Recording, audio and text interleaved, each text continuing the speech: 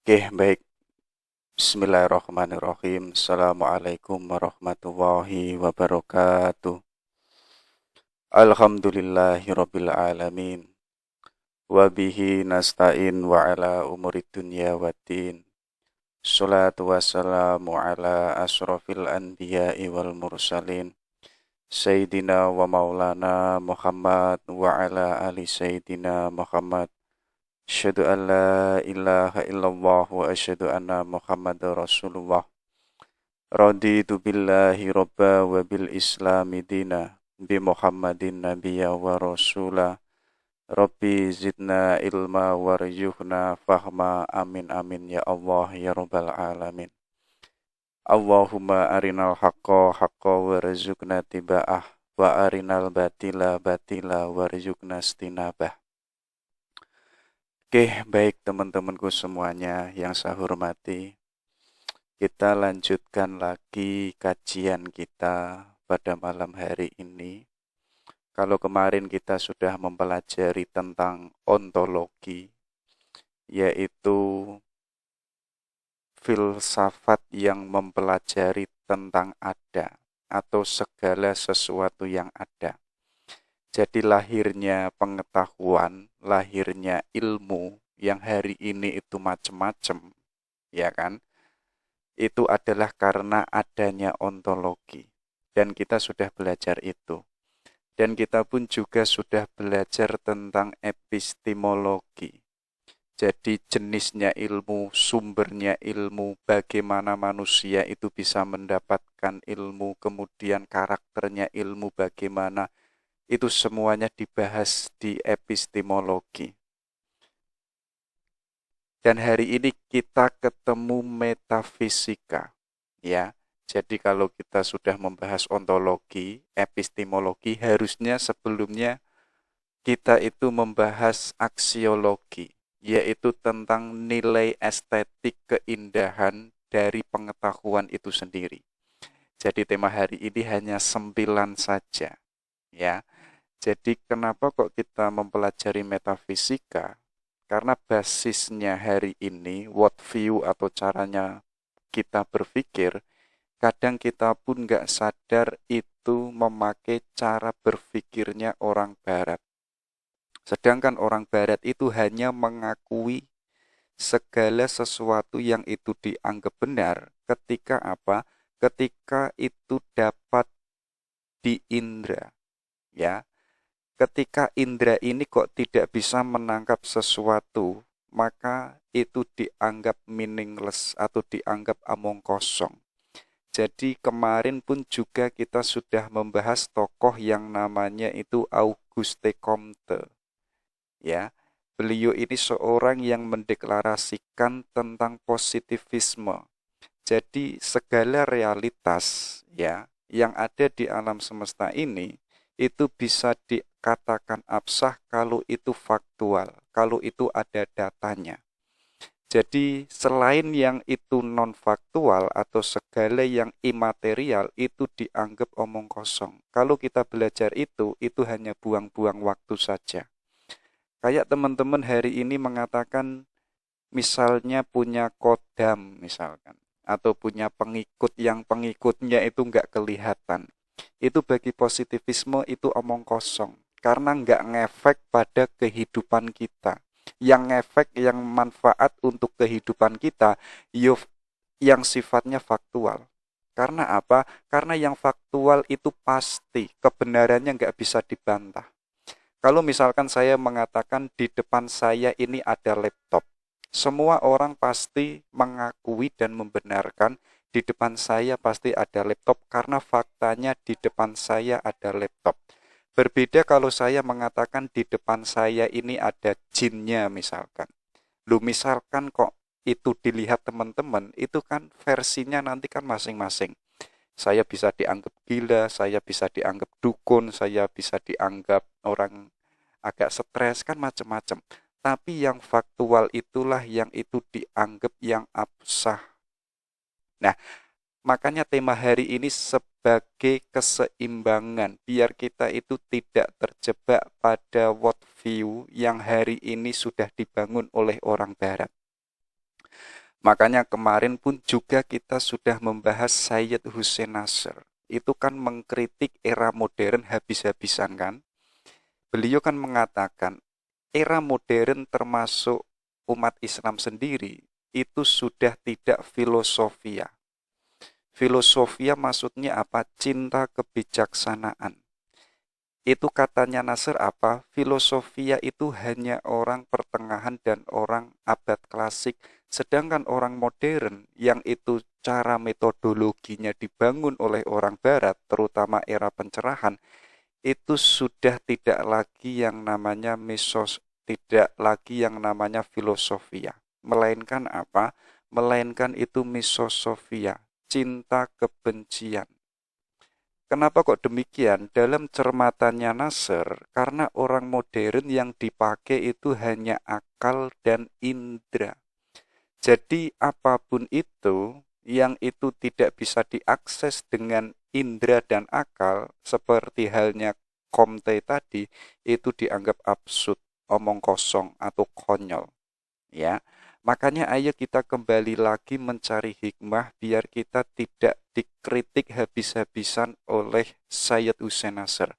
Biar kita kembali kepada filosofia, cinta kebijaksanaan bukan misosofia yang itu cinta kebencian. Kenapa kok cinta kebencian? Ya karena kita hanya membenarkan segala realitas yang itu hanya faktual. Ya, akhirnya apa? Akhirnya yang metafisika kita singkirkan. Akhirnya yang non materi kita tinggalkan. Kita anggap itu nggak penting. Kita anggap itu pun juga omong kosong. Sedangkan praksisnya pendidikan hari ini itu kan basisnya pun juga positivistik, iya kan? Jadi hanya mempelajari yang itu yang nampak karena hubungannya dengan ilmu pengetahuan dan teknologi dan apa namanya meledaknya pun juga hari ini kan media teknologi itu kan berkembang pesat itu karena mulanya cara berpikir yang positivistik tapi apa belakangan akhirnya manusia itu meninggalkan sesuatu yang sifatnya itu metafisik ya. Jadi hanya tergantung pada yang faktual saja, karena yang faktual ini lebih menguntungkan manusia. Contoh teman-teman kemarin saya itu pernah membaca di story-nya teman, ya. Waktu Jumat itu teman saya membuat story, kamu duduk atau Jumatan duduk di depan, ya. Kamu lebih apa namanya lebih bahagia mendapatkan unta atau lebih bahagia mendapatkan nasi bungkus ketika setelah selesai Jumatan. Coba teman-teman dipikir ya, mendapatkan unta pada barisan soft pertama itu kan sifatnya abstrak. Kita harus mengimani. Tapi nasi satu bungkus kita dapatkan setelah Jumatan itu kan sifatnya pasti dan faktual. Ya, kira-kira teman-teman itu milih mana? Milih nasi satu bungkus atau milih unta yang itu dijanjikan oleh Allah ketika orang mukmin itu Jumatan pada soft pertama. Nah, biasanya kita itu lebih mementingkan sesuatu yang sifatnya pragmatis, yang sifatnya itu mudah kita dapatkan sekaligus apa? Sekaligus barangnya itu nampak. Sedangkan yang unta, yang soft pertama itu kan untanya nggak nampak. Ya, masa di surga ada unta kan juga demikian kan? Misalkan kita bertanya, itu kan sifatnya metafisika. Tapi kalau kita menyadari, ya, kita kan hari ini lebih mengarah pada yang sifatnya faktual dan pragmatis. Itulah yang nanti seperti halnya yang saya bilang, itulah nanti yang dikritik habis-habisan oleh Sayyid Hussein Nasr. Akhirnya manusia yang gaya berpikirnya itu positivistik, ya, walaupun itu sangat menguntungkan dalam dunia ilmu pengetahuan dan teknologi, akhirnya manusia terjebak sendiri oleh ciptaannya. Akhirnya manusia yang itu sebagai pencipta itu malah menggantungkan kehidupnya kehidupannya pada yang diciptakannya. Ya kan, hari ini sehari atau 2 hari kalau kita itu tidak membuka Facebook, rasanya kan kurang lengkap, ya kan? Atau juga kita misalkan sehari nggak megang HP, itu kan rasanya stres juga, ya kan? Jadi misalkan dikomparasikan, ayo kita puasa sehari nggak megang HP dengan puasa sehari nggak makan, kira-kira rasanya itu berat yang mana? Mungkin secara mental itu lebih berat ketika kita sehari itu tidak memegang HP, ya. Puasa itu kan bisa, rasanya pun juga aman-aman saja. Kita tidur, nanti kita bangun, sholat, nanti tidur lagi, bangun-bangun maghrib, kemudian kita makan. Tapi dalam keadaan puasa saat kita tidak makan, kita kan bisa happy. Happy-nya dengan apa? Yaitu dengan HP, dengan smartphone. Tapi ketika itu dibalik logikanya, ayo kita hari ini puasa HP, ya. Kira-kira bisa nggak walaupun itu 1 hari? Pasti pikiran kita, terutama mental kita, itu pasti ada semacam yang itu merasa 1 hari itu kurang lengkap. Jadi ini sebagai pemantik kita, atau tema ini sebagai sisipan, biar kita yang hidup di era modern ini, kita tidak terjebak pada cara berpikirnya orang barat yang itu hanya mengakui yang sifatnya faktual dan empiris saja. Diakui atau tidak, kita pun sebenarnya pun mengikuti cara berpikirnya orang barat, ya kan? Hari ini contohnya problem besarnya di universitas, di kampus-kampus, itu kan mahasiswa lebih minat pada bidang ilmu yang sifatnya eksakta, ya kan, yang sifatnya kan praksis. Oh, nanti saya kuliah, nanti kerjanya ini. Itu kan pasti. Oh, saya di ekonomi, nanti saya menjadi ekonom. Oh, saya di hukum, nanti saya kerjanya itu pengacara, lawyer, atau sebagai hakim. Kan mengarahnya nanti ketika lulus itu kan jelas. Tapi misalkan teman-teman itu kok misalnya mengambil fakultas studi filsafat, itu kan nanti ketika setelah selesai lulus itu kan bingung, ya, apalagi usuluddin, agama, studi agama, dan lain sebagainya. Ini nanti wilayah praksisnya pada lingkaran pekerjaan itu kan tidak sejelas pada fakultas hukum, ekonomi, dan lain sebagainya yang sifatnya eksakta. Kita pun hari ini sadar atau tidak, kita kan lebih memilih yang sifatnya eksakta. Sedangkan yang metafisika kita agak enggak yakin, kita pesimis, ya. Oke, hari ini kita coba gali apa saja ide-ide yang ada di filsafat metafisika.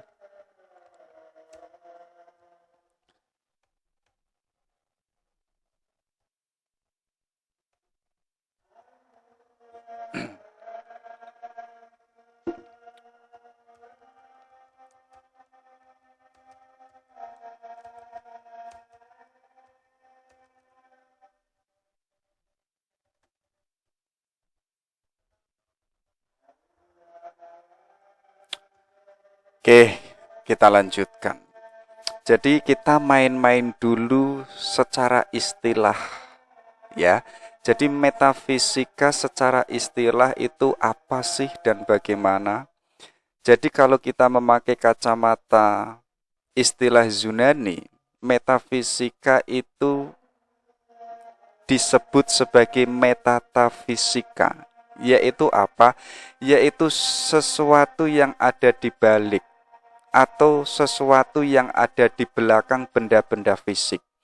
Jadi metafisika itu tidak hanya mempelajari yang itu kelihatan, tidak hanya mempelajari yang itu faktual, yang empiris, tapi apa?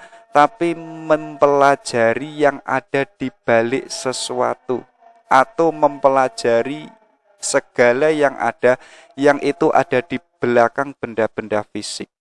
Kita kan sebagai manusia kan ada kita sebagai jisim yang itu kelihatan. Tapi metafisika itu lebih mengarah pada yang ada di balik itu. Misalkan manusia itu punya tangan, punya kepala, tapi di balik sisi manusia ini ada apa? Oh, misalkan manusia itu punya keyakinan. Keyakinan yang dimiliki oleh manusia itu kan nggak kelihatan. Yang kelihatan kan jisim manusia. Itulah yang dibaca oleh metafisika. Jadi apa? Jadi metafisika itu tidak berhenti pada fisika, ya. Fisika hari ini kan hanya mengakui yang tadi, yang itu kelihatan. Tapi metafisika itu jauh lebih dari itu, yang sifatnya itu tidak kelihatan. Ya, makanya apa? Metafisika ini adalah pemikiran yang disebut ultimate nature. Jadi mempelajari yang sifatnya itu terdalam dari kenyataan, dari keberadaan fakta yang ada. Kemarin pun kita sudah belajar tentang filosof purba yang itu mengkaji alam semesta. Jadi inti dari alam semesta itu apa sih? Alam semesta ini kan sebuah keberadaan yang sifatnya kan nyata. Tapi ultimate nature-nya dari alam semesta itu apa? Ya, itulah metafisika yang mengkaji sifat yang terdalam yang ada di alam semesta ini atau yang ada pada kenyataan yang ada di alam realitas. Jadi tidak hanya sebatas yang kelihatan. Kayak teman-teman melihat gunung es, itu kan yang nampak hanya yang ada di atas. Tapi gunung yang ada di bawah itu yang tidak kelihatan, kita kan nggak tahu, ya kan? Bahkan kita kalau menyadari itu, besarnya gunung es itu jauh lebih besar yang itu nggak kelihatan. Yang kelihatan itu mungkin hanya seberapa tidak sebanding dengan yang ada di dalam gunung es itu. Nah, metafisika itu melampaui yang itu ada, melampaui yang itu nyata. Walaupun sifatnya tadi, walaupun sifatnya itu ada di balik fakta maupun yang ada di belakang benda-benda fisik, termasuk apa? Termasuk mengkaji tentang ultimate nature yang paling terdalam. Contoh kecil, manusia hakikatnya itu apa sih? Ya, kalau kita mengatakan manusia hakikatnya makan, loh, makan ini kan faktual, bisa kelihatan. Tapi itu tidak dikaji oleh metafisika, tapi metafisika mengkaji yang itu tidak kelihatan yang ada pada manusia. Ya, ada yang mengatakan hakikat atau ultimate nature-nya manusia itu adalah akal. Kita hari ini kan mengatakan manusia itu homo rasionalis atau manusia yang itu suka berpikir, ya. Kita kan hari ini manusia yang punya otak, tapi yang namanya rasio itu kan nggak kelihatan, ya. Adanya itu ada di balik fakta. Nanti ada filosof juga termasuk para teosofi dan juga para sufisme yang mengatakan ultimate nature-nya manusia itu adalah intuisi atau jiwa yang ada di dalam diri manusia, termasuk yang mengatakan adalah Muhyiddin Ibnu Arabi. Muhyiddin kan mengatakan manusia itu adalah manusia yang lengkap. Kalau dalam bahasanya beliau apa? Yaitu insanun kamil, manusia yang paling sempurna. Kenapa kok manusia itu sempurna? Karena di dalam diri manusia itu ada mikrokosmos sekaligus ada makrokosmos. Loh, antara mikro dan makrokosmos ini kan sesuatu yang tidak faktual. Yang adanya itu ada di belakang benda-benda fisik. Iya kan? Itulah yang disebut metafisika yang mengkaji yang itu paling terdalam dari kenyataan, dari realitas yang ada. Jadi tidak hanya berhenti pada fakta, tidak hanya berhenti pada yang empiris, melainkan apa? Melainkan melampaui itu. Kalau tadi di mukadimah di awal, kalau kita hanya berhenti pada benda-benda, hanya berhenti pada kenyataan, kita nanti terjebak pada pemikiran yang baunya itu positivistik. Kalau kita nanti terjebak pada itu, nanti kita hanya mengakui yang sifatnya faktual, yang sifatnya itu empiris. Kalau kita hanya memakai cara berpikir itu, nanti yang terjadi apa? Kita manusia tapi agnostik. Maksudnya apa? Meragukan, mempertanyakan yang itu dibalik fakta. Nanti kalau kita itu tidak puas dengan itu, akhirnya apa? Kita terjebak pada yang namanya ateisme. Kita tidak mengakui sesuatu yang itu metafisis. Kalau dalam bahasa agama itu apa? Kita tidak mengaku yang sifatnya itu eskatologis, ya. Karena apa? Surga, neraka, Tuhan, dan lain sebagainya itu kan tidak bisa diakses oleh manusia. Akal manusia sehebat apapun itu tidak bisa menjangkau segala yang ada yang sifatnya itu eskatologis. Makanya dalam agama kita disuruh apa? Imanilah saja, percayalah saja. Termasuk apa? Termasuk untuk kita bisa masuk ke sana itu dengan memakai metafisika yang itu melampaui yang realitas yang empiris. Kalau katanya Aristoteles, metafisika itu filosofi. Maksudnya apa? Filsafat pertama. Ini ada hubungannya dengan knowledge of cause, yaitu apa? Pengetahuan tentang sebab. Makanya Aristoteles itu punya pandangan adanya realitas ini itu yang menyebabkan adalah sebab pertama. Sebab pertama inilah sebagai filosofi, yaitu sebagai filsafat pertama yang itu yang menyebabkan alam semesta ini menjadi ada. Kenapa kok alam semesta ini bergerak? Ya, kalau kacamatanya Ibnu Bajjah itu, alam semesta ini kan hakikatnya pergerakan. Ini pun juga ada hubungannya dengan Heraklitos yang mengatakan apa? Segala yang ada di alam semesta ini hakikatnya itu adalah perubahan. Perubahan inilah yang disebut atau adanya perubahan ini karena alam semesta ini ada pergerakan. Apa sih yang enggak bergerak yang ada di alam semesta? Iya kan? Makhluk apapun yang itu aktif, yang itu ada, pasti dia bergerak. Tidak ada yang itu tidak bergerak. Nah, adanya pergerakan-pergerakan yang ada di alam semesta ini, pasti ada yang menggerakkan. Yang menggerakkan siapa? Katanya Aristoteles adalah filosofi, yaitu filsafat pertama, sekaligus apa? Sekaligus sebagai knowledge of cause, sebagai penyebab yang itu yang menyebabkan alam semesta. Pandangannya Aristoteles ini kan nanti dilanjutkan oleh kalau nggak salah itu apa namanya Ibnu Sina, iya kan? Itu kan menganggap apa? Harus ada penggerak pertama yang itu menggerakkan alam semesta. Itu katanya Aristoteles. Aristoteles pun juga mengatakan metafisika itu apa? Yaitu the study of being as being. Maksudnya apa? Yaitu studi tentang ada sebagai ada. Ya. Jadi adanya itu harus ada. Jadi adanya itu tidak tergantung pada sesuatu yang ada di luar dirinya. Berbeda dengan manusia, kita kan hari ini ada, tapi bukan berarti kita itu adanya itu otonom. Bukan berarti kita yang sebagai manusia adanya itu absolut, itu enggak. Tapi apa? Ada kita itu tergantung pada sesuatu yang ada di luar diri kita. Kalau kita cermat atau teman-teman kalau cermat, kita hari ini hidup kan banyak tergantung pada yang di luar diri kita. Kita tergantung pada makan.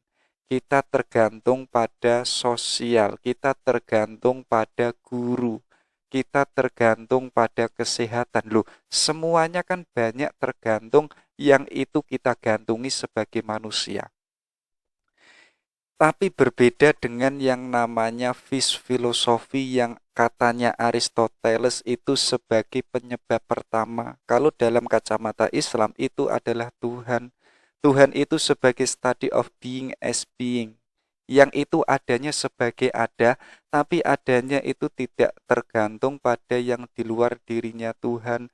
Kalau kok Tuhan itu tergantung pada yang di luar dirinya Tuhan, ya itu pasti bukan Tuhan.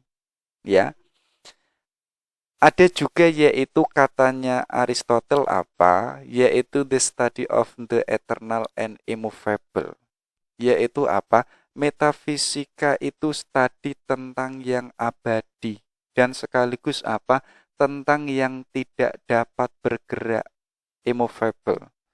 Jadi metafisika mempelajari yang eternal, yang abadi, sekaligus yang itu tidak bergerak. Tidaknya bergerak ini sekaligus apa? Yang itu menggerakkan alam semesta, yang itu tadi ada hubungannya dengan knowledge of cause, yaitu sebagai pengetahuan yang itu sebagai penyebab yang menyebabkan alam semesta. Ya, jadi itu metafisika dalam kacamatanya Aristoteles. Nanti kan Al-Kindi punya pandangan juga. Sebagaimana pandangannya Aristoteles. Kalau Aristoteles mengatakan filosofi, Al-Kindi itu mengatakan apa? Yaitu falsafah al-ula. Filsafat pertama.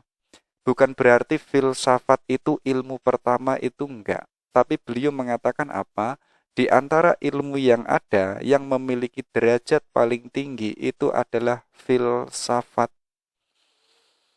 Dan di antara filsafat yang ada, yang memiliki keistimewaan puncak itu adalah falsafah al-ula. Maksudnya apa? Maksudnya itu adalah filsafat ketuhanan. Sebagaimana Aristoteles yang menyebutkan filosofi, filsafat pertama. Kalau Al-Kindi tadi, yaitu adalah falsafah al-ula, yang itu membicarakan filsafat tentang ketuhanan. Oke, itu ya. Ini loh yang dipertanyakan pada bidang metafisika. Yang pertama apa? Metafisika itu mempertanyakan tentang ontologi. Sebagaimana yang saya sebutkan tadi, ontologi itu membicarakan yang ada. Segala yang ada, yang mungkin ada. Kayak teman-teman mengatakan, saya itu membayangkan kalau saya itu punya cewek. Itu kan ada. Adanya tapi itu belum faktual. Tapi adanya itu masih ada dalam bayangan. Atau adanya itu masih ada dalam keinginan. Walaupun itu belum faktual, belum eksis, tapi itu ada. Itu dibicarakan pada aspek ontologi. Tapi ketika itu masuk ke metafisika, metafisika ini bertanya pada ontologi. Apa yang ditanyakan? Ya, jadi metafisika mengatakan apa yang dimaksud dengan ada atau eksistensi. Ada itu sama enggak dengan eksistensi? Kayak tadi saya menyebutkan dalam kacamatanya Aristoteles, ya, sebagai filsafat pertama, itu kan ada, walaupun adanya itu enggak nampak, ya, walaupun adanya itu harus diimani oleh manusia yang beriman. Manusia yang beriman mengimani, ini kan mengimani yang itu tidak bisa dijangkau oleh manusia. Dan bentuk wujudnya pun nggak kelihatan. Loh, tapi itu bagi ontologi, itu tetap ada. Dan itu tetap eksis. Eksisnya Tuhan itu di mana? Yaitu dengan adanya alam semesta ini yang senantiasa bergeraknya itu harmonis. Jadi adanya itu tidak hanya berhenti pada yang nggak nampak saja. Tapi apa? Tapi adanya itu ada sebagai eksis. Ya, kalau kita kok ada, tapi nggak eksis, yo kita itu adanya tidak bisa kelihatan. Kayak teman-teman mengakui aku ini manusia yang soleh loh ya. Loh, itu kan ada. Tapi kok kita dengan mengatakan aku itu anak soleh, tapi kok teman-teman itu males jamaah, teman-teman males ngaji, teman-teman males kuliah, yo itu artinya ada, tapi teman-teman itu nggak eksis sebagai manusia yang soleh. Kalau teman-teman itu manusia yang soleh, harusnya itu eksis menjadi manusia yang soleh. Kayak tadi saya mengatakan teman-teman itu mengaku punya pacar, itu ada. Walaupun adanya itu ada di dalam ide. Walaupun adanya itu masih ada dalam bayangan. Nanti ketika teman-teman itu ternyata punya pacar yang itu menjadi kenyataan, itu baru eksis. Nanti teman-teman itu bisa berduaan. Nanti teman-teman bisa WA-an bersama tiap malam. Nanti teman-teman itu bisa ke tebing bersama. Artinya adanya yang punya pacar ini eksis, ya. Eksisnya ini sebagai bukti bahwa teman-teman itu punya pacar. Itulah yang dipertanyakan pada metafisika, pada aspek ontologi. Nanti ada dan eksis ini coba ditarik pada wilayah yang sifatnya itu eskatologis. Keberadaan Tuhan itu seperti apa sih? Dan eksistensi Tuhan itu bagaimana sih? Ya, kalau kita memakai kacamatanya para filosof paripatetik, yo eksistensinya Tuhan itu ya buktinya ada di alam semesta ini. Ya, alam semesta ini ada makhluk manusia, ada makhluk hewan dan lain sebagainya. Mereka punya perkembangan, mereka ada, mereka bergerak. Itulah sebagai wujud bahwa Tuhan itu eksis. Buktinya apa? Itu sebagai bukti bahwa Tuhan itu ada. Itu dibaca pada bidang metafisika.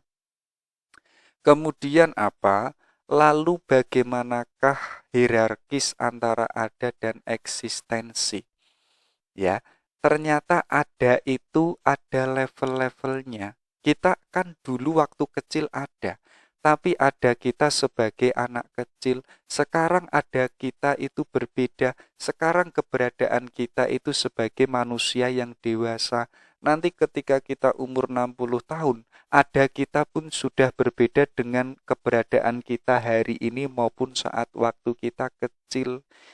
Ternyata bagi ontologi yang itu ditanyakan oleh metafisika, ternyata ada dan eksistensi sifatnya itu berlevel-level atau sifatnya itu hierarkis, kayak eksistensi. Teman-teman hari ini eksisnya misalnya sebagai mahasiswa. Tapi ketika teman-teman itu setelah pulang dari kampus, itu kan sudah tidak menjadi mahasiswa. Mungkin ada sebagian teman-teman yang itu setelah pulang dari kampus langsung dagang. Artinya apa? Eksistensinya itu sudah berbeda. Yang mulanya pagi sampai jam 3 sore itu sebagai mahasiswa, nanti jam 4 sampai jam 10 malam itu eksistensinya sudah sebagai seorang pebisnis. Nanti waktu malamnya lagi atau dini hari, eksisnya teman-teman kan sudah berbeda. Artinya apa? Eksistensi pun juga sifatnya hierarkis dan itu dipertanyakan oleh metafisika. Lalu hierarkisnya ini bagaimana? Ada kita yang dulu dan hari ini, apakah itu sama? Kalau katanya Heraklitos, beliau kan mengatakan, kalau teman-teman itu terjun di sungai, yang itu besoknya lagi terjun ke sungai lagi, itu sungainya sudah tidak sama sebagaimana sungai yang kemarin. Sungai yang hari ini itu sudah berbeda. Sebagaimana kita yang manusia, kita yang kemarin dan kita yang hari ini, itu pun ada dan eksis kita pun sudah berbeda. Kenapa kok demikian? Karena hakikatnya manusia itu berubah. Kalau katanya Heraklitos, jadi kalau teman-teman itu mengatakan misalnya cewek, mas kamu itu sudah tidak sama dengan kamu yang dulu. Kamu jawab saja, saya itu hakikatnya adalah perubahan itu sendiri. Karena ada saya itu senantiasa berubah dan itulah hakikatnya manusia. Itu kalau teman-teman menjawabnya demikian kan ceweknya stres. Nah, itulah pada wilayah ontologi. Ada juga pada wilayah kosmologi yang ini metafisika, yang itu mempertanyakan alam semesta.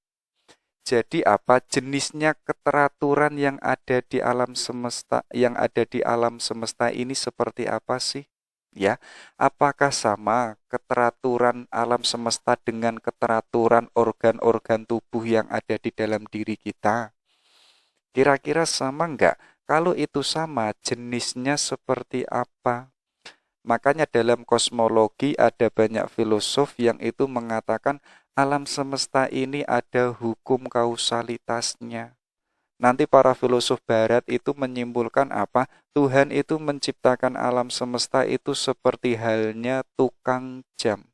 Ya, jadi tukang jam yang itu membuat jam, ada mesinnya, ada teknik-tekniknya dan lain sebagainya yang itu sudah dirangkai oleh manusia sang ahli jam ini, kemudian jamnya itu ditinggalkan oleh manusia, kemudian jamnya ini bergerak sendiri.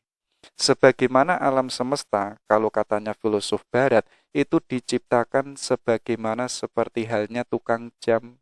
Jadi apa? Tukang jamnya ini sudah menciptakan jam, kemudian jamnya ini ditinggal, kemudian si tukangnya ini melepaskan diri dari jam. Kalau dalam versi yang lain, Tuhan setelah menciptakan alam semesta, itu pun juga sudah menciptakan hukum, yang itu hukum keteraturan yang kita sebut sebagai hukum sunatullah. Ya, jadi kalau itu alam semesta ada hukum sunatullahnya, lalu pertanyaannya Tuhan itu setelah menciptakan alam semesta, dan alam semesta ini sudah bergerak sebagaimana hukum sunatullah, lalu Tuhan itu kemana? Ataukah Tuhan itu nonton Piala Dunia ataukah kemana? Itu yang menjadi perdebatan filosof barat. Kenapa kok demikian? Karena setelah Tuhan menciptakan alam semesta, Tuhan itu melepaskan dirinya dari alam semesta ini karena alam semesta ini sudah ada keteraturannya. Kalau itu memakai kacamatanya metafisika yang bertanya pada kosmologi, lalu jenis keteraturan yang ada di alam semesta ini seperti apa dan bagaimana? Lalu apa? Lalu nanti hubungannya antara sebab dan akibat itu pun juga seperti apa? Ya, kayak teman-teman lapar, ya. Kemudian teman itu makan, akhirnya akibatnya teman-teman itu kenyang. Lalu hubungannya itu apa dan bagaimana? Kemudian apa? Metafisika bertanya, apakah ruang dan waktu itu? Kita hari ini kan mengatakan ruang itu ya ruang demikian ini yang mungkin ruang kamar atau ruang kuliah atau ruang seminar. Apakah itu yang disebut ruang? Lalu waktu itu apa? Apakah waktu itu jam 1, jam 2 siang, jam 2 malam, jam 4 sore? Apakah itu yang disebut waktu? Apakah sama waktu hari ini dengan waktu kemarin? Nanti kan para filosof kan juga memperdebatkan apakah waktu itu sifatnya melingkar ataukah waktu itu sifatnya itu universal. Ya, kalau kita hari ini kok mengakui waktu itu sifatnya melingkar, artinya waktu itu bisa diulang. Artinya masih ada kesempatan kedua. Jadi teman-teman kok misalkan diputus sama ceweknya, katakan saja waktu itu adalah melingkar, pasti masih ada kesempatan lagi. Tapi kok teman-teman mengatakan waktu itu adalah universal yang sifatnya itu lurus ke depan, artinya sebagaimana yang kita sebut hari ini tidak ada kesempatan kedua. Jadi adanya kesempatan atau tidak itu adalah permasalahan perspektif. Jadi bisa iya dan bisa tidak. Kalau ada teman-teman mengatakan sudah tidak ada kesempatan kedua lagi, ya tinggal kita membacanya itu waktu yang perspektif yang mana, yang vertikal atau yang horizontal. Ya, itu yang dipertanyakan metafisika pada bidang kosmologi. Kalau pada bidang antropologi, metafisika ini bertanya, Bagaimana sih hubungan antara badan dan jiwa? Kira-kira penting yang mana antara badan dan jiwa? Ataukah keduanya ini sama-sama penting? Kayak teman-teman hari ini misalkan sholatnya itu kan pakai tangan, pakai kepala, pakai jisim, memakai seluruh organ-organ tubuh yang ada di jisim kita. Tapi waktu kita sholat itu tidak memakai jiwa kita, ya akhirnya sholat kita itu kayak senam. Kita tidak ada penghayatan, kita tidak ada yang namanya rasa. Kayak teman-teman yang hari ini punya pacar, kok hanya memakai badan saja, tapi tidak memakai jiwanya. Akhirnya apa? Akhirnya cintanya itu tidak ada rasanya. Tidak ada rasa kerinduan, tidak ada rasa cinta, tidak ada rasa ngambek-ngambekan. Loh, rasa rindu dan rasa cinta ini bukan urusan badan, tapi apa? Tapi urusan jiwa. Kayak teman-teman tadi punya pacar kok hanya urusan badan saja, ya rasanya cintanya itu hampa. Hari ini kenapa cinta itu terasa indah, terasa memukau, apalagi terasa membahagiakan, karena cinta itu adalah urusan jiwa. Tapi kok kita hanya total pada jiwa dan kita meninggalkan badan, yo jiwa kita ini tidak bisa eksis kalau kita memakai kacamata ontologi. Harusnya apa? Antara badan dan jiwa ini harus harmonis, harus menjadi satu kesatuan yang itu tidak bisa dipisahkan. Kalau katanya Syekh Abdul Qadir Al-Jilani, fikih itu kan membahas persoalan yang sifatnya itu fisik, yang sifatnya itu badaniah. Tapi kok kita hanya berhenti pada fikih, ya akhirnya kita tidak bisa mahabbah pada Tuhan. Nah, untuk kita bisa mahabbah pada Tuhan, ya kita harus memakai yang namanya tasawuf. Tasawuf inilah wilayah jiwa, wilayah rasa. Jadi kalau fikih itu wilayah badan, wilayah yang sifatnya itu jisim, jiwa ini adalah wilayah tasawuf. Jadi tidak hanya meyakini adanya Tuhan, tapi apa? Merasakan betapa indahnya berhubungan bersama Tuhan. Itulah yang ditanyakan metafisika pada antropologi yang fokus pada manusia. Lalu yang dipertanyakan apalagi, yaitu apakah manusia itu memiliki kebebasan kehendak atau tidak. Janjane manusia itu free will atau fatalistik, ya. Di sisi lain aliran mengatakan bahwa manusia itu punya kebebasan kehendak loh ya. Segala realitas, segala apa yang diinginkan oleh manusia itu yang menentukan adalah si manusianya sendiri, bukan Tuhan. Tuhan itu hanya merindoi saja. Tapi di lain pihak aliran antara Jabariyah dan Qadariyah di lain pihak mengatakan manusia itu fatalistik, tidak punya free will, tidak punya God will. Artinya apa? Manusia bagaimanapun levelnya, nanti hari ini dan besok seperti apa, itu manusia tidak punya kebebasan untuk memilih. Hakikatnya itu yang punya kebebasan itu adalah Tuhan. Ya, kalau manusia itu fatalistik atau deterministik, manusia itu gambarannya seperti wayang. Wayang ini menjadi jahat, menjadi baik, ya. Nanti wayang ini pun menjadi pahlawan atau menjadi prajurit, itu tergantung dalangnya. Jadi dalangnya inilah yang dia menskenario seluruh pergerakan realitas yang ada di alam semesta, termasuk adalah manusia. Nanti pun ini dalam fatalistik menjadi perdebatan. Saya yang manusia yang jahat ini karena saya yang jahat atau gimana cara ngomongnya? Saya yang ini manusia, misalkan kok saya mencuri dan saya itu jahat, jahat saya ini karena saya atau karena Tuhan. Kalau manusia itu fatalisme, yo itu bukan karena manusia, karena manusia tidak punya kebebasan berkehendak. Artinya jahat yang itu pada manusia itu adalah pilihannya Tuhan. Itulah yang dipertanyakan metafisika pada bidang antropologi yang itu fokus membahas tentang manusia. Coba teman-teman dicek ya, mempertanyakan who am I, janjani saya itu siapa.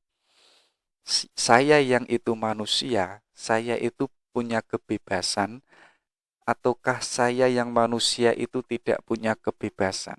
Ya, kadang di level tertentu kita merasa kita itu punya power, tapi pun juga di level tertentu kita merasa bahwa hidup kita ini sudah mengatur. Makanya kita kan sering mengatakan semuanya itu sudah diatur oleh Tuhan.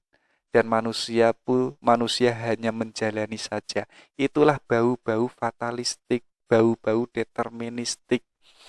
Oke, itulah semua dari 3 aspek antara ontologi, kosmologi, antropologi yang itu dipertanyakan pada bidang metafisika.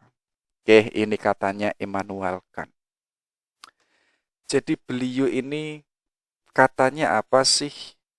Yaitu apa? Metaphysics is a dark ocean without land.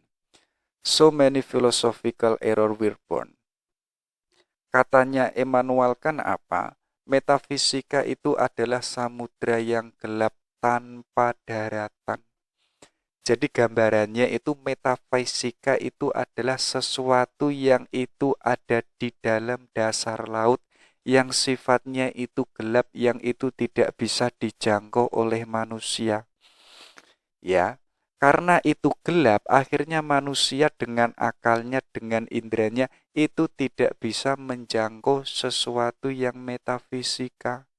Karena apa? Karena bagi Immanuel Kant itu metafisika seperti halnya samudra yang gelap yang itu tanpa daratan. Kalau teman-teman itu mau mendalami metafisika, ya, jangan kalau tidak punya mental dan tidak punya keseriusan yang besar, ya jangan main-main pada dunia metafisika. Nanti yang terjadi apa? Yang terjadi itu so many philosophical error were born. Ya, akhirnya banyak sekali kesalahan filsafat yang lahir yang itu mengkaji metafisika itu sendiri. Karena tadi metafisika itu nggak bisa dijangkau oleh akal dan indera manusia. Makanya kalau metafisika itu tanpa daratan yang sifatnya itu gelap, akhirnya banyak kesalahan filsafat yang itu lahir, yang itu membicarakan tentang metafisika. Ya, itu katanya Immanuel Kant. Nanti walaupun demikian, yang namanya manusia itu kan tetap masih berusaha ingin menggali sesuatu yang ada di balik fakta atau menggali sesuatu yang ada di balik metafisika.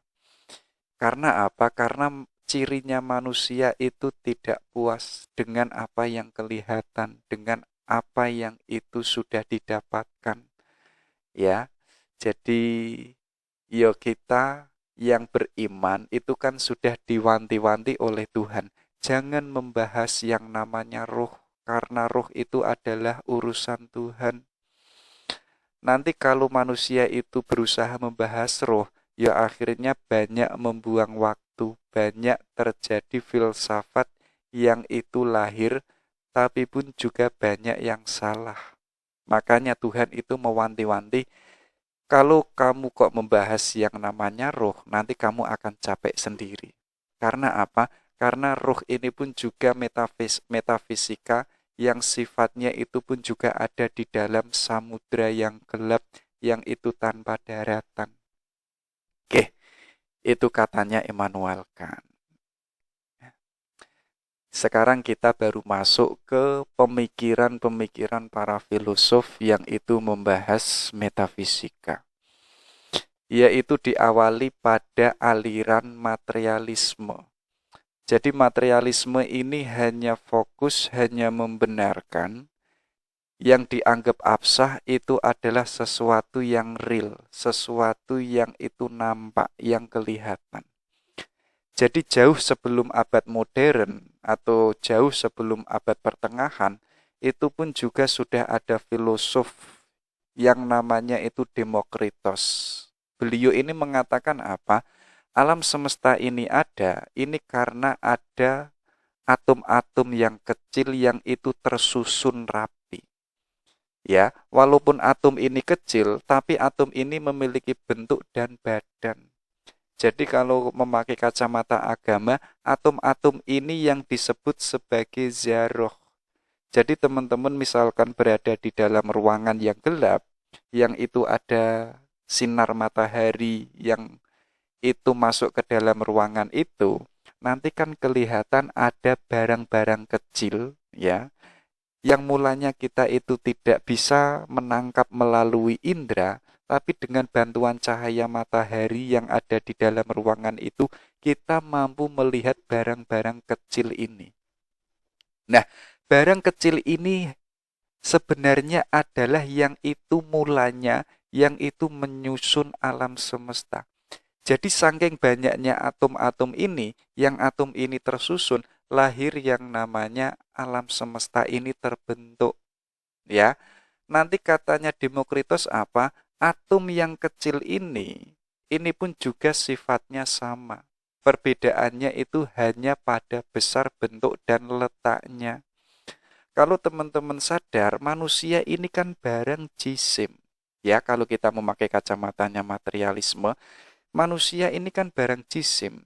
Ini pun juga katanya Demokritos, ini pun juga sifatnya atom-atom yang itu tersusun. Ada yang bentuknya itu besar, ada yang bentuknya itu kecil, ada yang letaknya itu ada di atas, ada yang letaknya itu ada di bawah. Ini semuanya tersusun rapi yang itu berbentuk manusia. Alam semesta pun juga demikian. Ada atom yang itu mungkin bentuknya sangat kecil. Mungkin ada atom yang bentuknya itu sangat besar, ya. Letaknya pun juga berbeda-beda.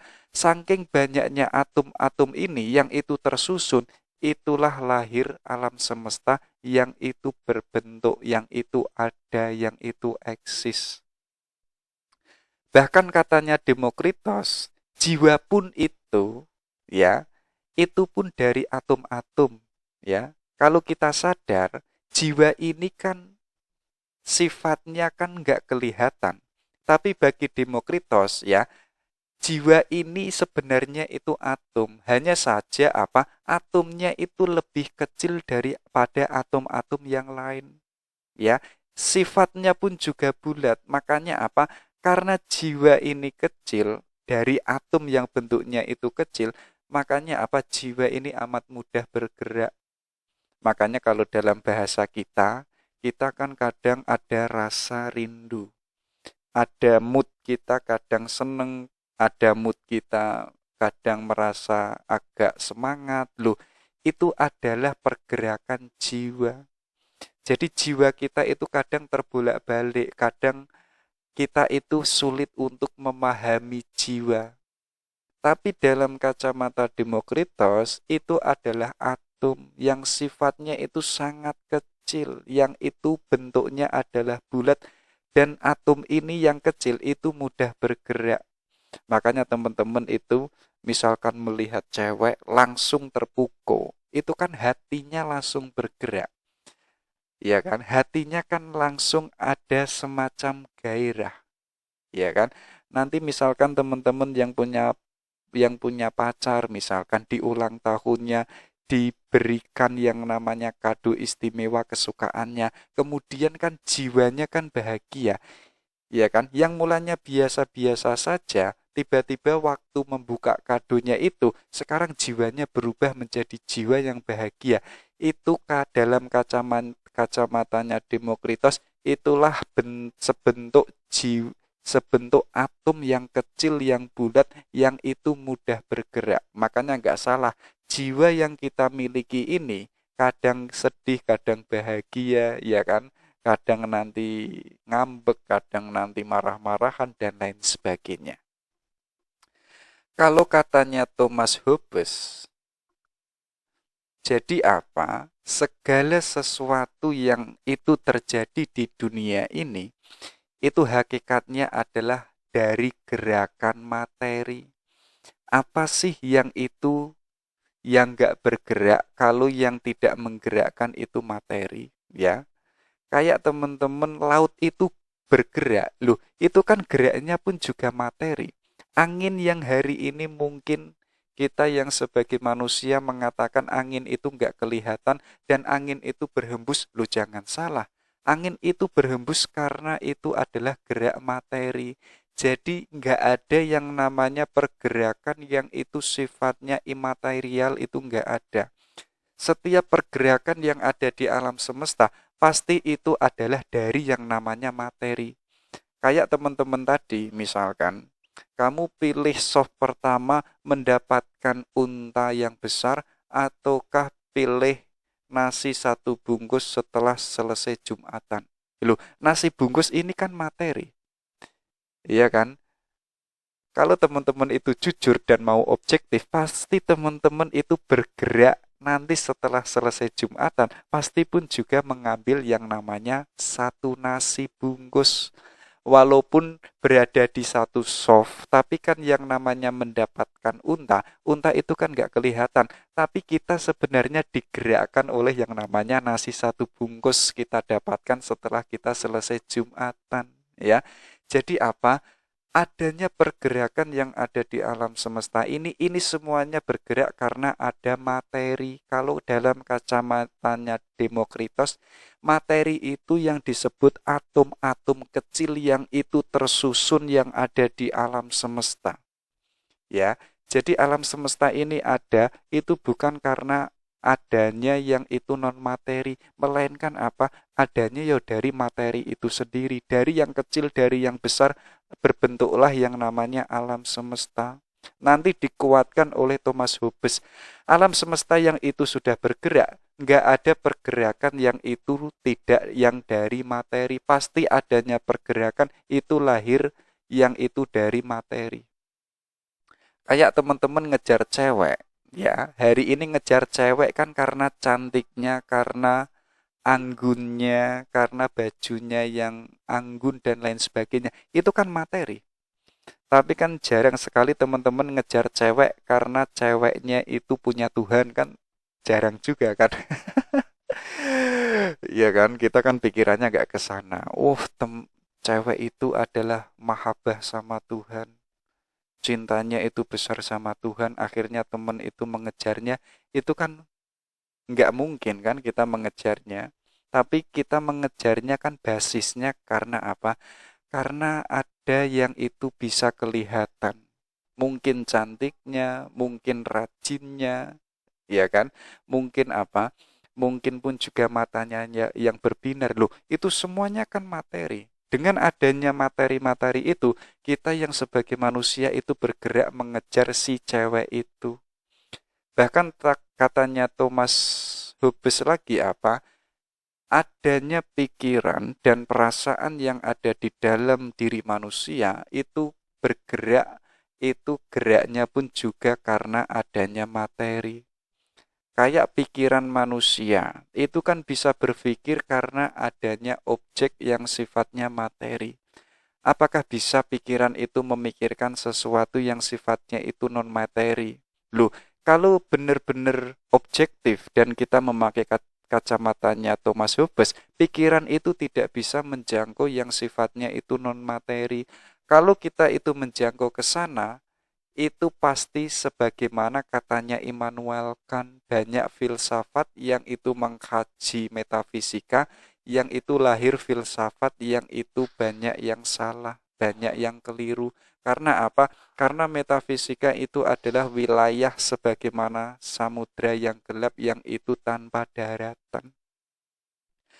Ya, jadi pikiran kita, perasaan kita itu adalah gerak dari adanya materi. Kayak tadi saya menyebutkan, teman-teman itu bisa jatuh cinta sama si cewek. Loh, adanya cewek ini kan wujudnya materi juga. Kayak teman-teman punya perasaan keimanan mengimani adanya surga dan neraka. Ya, teman-teman kan menganggap surga itu ada bidadarinya. Kemudian membayangkan bidadari itu adalah perempuan yang paling cantik yang ada di dunia. Lu itu kan materi juga. Atau bisa juga teman-teman mengatakan di surga itu ada bunga mawarnya, ada bunga mataharinya, ada air mancurnya, ada air terjunnya. Lu itu semuanya kan materi-materi yang ada di alam semesta. Jadi apa katanya Thomas Hobbes, pikiran dan perasaan ini bergerak itu karena adanya materi belaka, ya. Itu dari aliran materialisme. Nah, kalau ini dari aliran spiritualisme. Pertama diwakili oleh Plotinus. Jadi kita pun juga sudah mempelajari Plotinus di sesi-sesi awal-awal dulu, ya kan? Jadi beliau ini mengatakan apa? Realitas kenyataan itu ada karena adanya Tuhan, karena adanya yang satu. Nanti Tuhan yang ini, bahasanya saya sederhanakan saja, jadi Tuhan yang itu satu yang apa adanya, yang itu tidak ada sesuatu yang di luar diri Tuhan, itu kan menjadi pertanyaan. Tuhan yang itu yang satu itu, Tuhan itu ngapain? Kalau Tuhan itu menciptakan sesuatu, ya, kok itu yang ada di luar diri Tuhan, artinya Tuhan saat itu tidak yang satu, melainkan ada yang dua atau ada yang tiga yang itu mempengaruhi Tuhan sehingga Tuhan itu melahirkan alam semesta. Tapi bagi Plotinus, Tuhan yang satu ini sifatnya itu emanasi. Jadi tidak ada yang itu di luar dirinya Tuhan, tapi Tuhan yang itu apa adanya. Nah, Tuhan yang apa adanya ini, kemudian Tuhan itu beremanasi. Dari emanasinya Tuhan ini lahir yang namanya nous, yaitu berupa roh-roh. Jadi sifatnya emanasi itu seperti halnya gelas yang itu saya isi dengan air, ya. Kemudian airnya ini meluber, melimpah. Nah, limpahan air yang itu dari gelas ini melahirkan yang namanya roh. Nanti ketika roh ini lahir karena limpahan dari yang satu, ini memancar yang disebut jiwa. Ya, nanti jiwa ini pun juga memancar yang itu disebut materi.